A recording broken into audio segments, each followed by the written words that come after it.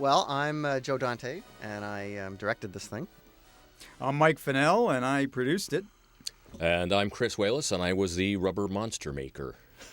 Now, we should say something actually about the Warner Brothers logo. This was the Yes. first time that the Warner Brothers logo had been returned to the actual logo for a number of years.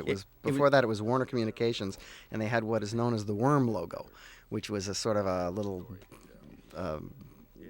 bunch of worms, really. is Sort what of it looked like. elongated blobs, it looked like. Yeah, it was supposed to be arty, and we thought that we had Jerry Goldsmith to do the music, and we thought, wouldn't it be nice if this picture had some of the real feeling of the old Warner Brothers pictures, since we're going to revive the Max Steiner music and everything.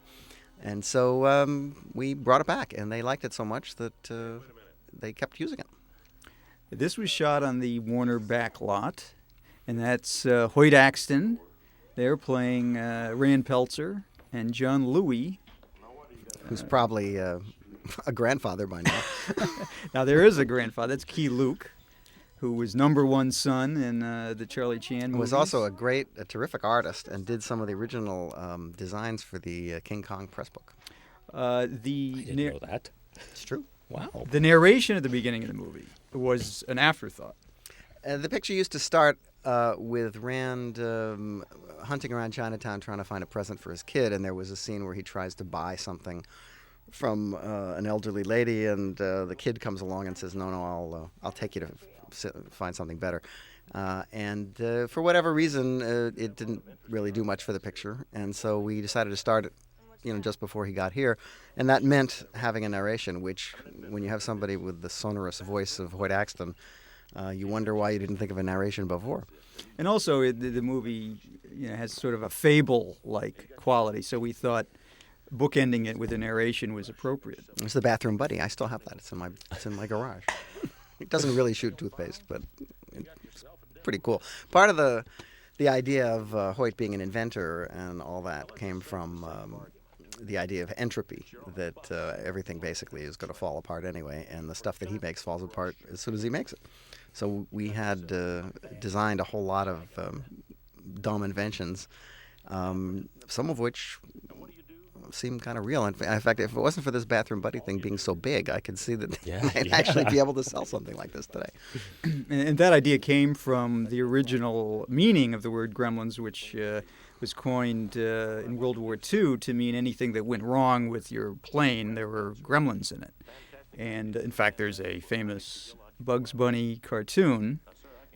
What's the title of that cartoon? It's called Falling Hair, Falling and it Hair. used to actually be in this picture. Directed by Robert Clampett, who we met before the movie shot, and he invited us to his house. And So that was cool.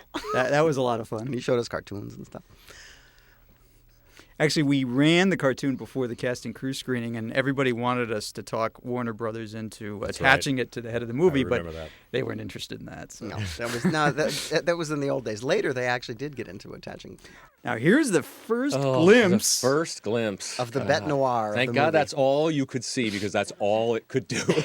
That's all we had done at that point. We've been racing for 7 months to try and get ready for this show. I suppose we should say something about the genesis of all this, shouldn't we?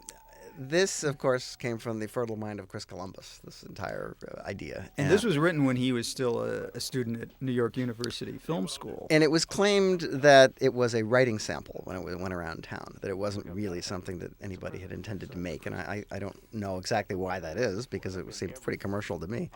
But when... I think nobody thought it was possible to produce it, probably. Well, we proved them right. Yes. When Steven Spielberg finally got a hold of it, he had the idea of making it kind of on the cheap. I should also add that Chris's original concept of this film is much more horrific and I less... remember, reading that, the scene of Billy coming home and his mother's head rolling down the stairs. Yes, there was that. They also ate the dog, and it was pretty gruesome. But it was a horror comedy, basically, and I think that's probably what led him to think of me to direct it, since I had just done The Howling, which was sort of in the same vein. But we found as we went on that it was going to be not that easy to make the picture cheaply because there was a lot of effects and a lot of gremlins. And to really shoot it in the snow. And to really shoot it in the snow. Oh, And thank do it God. as a low-budget horror film.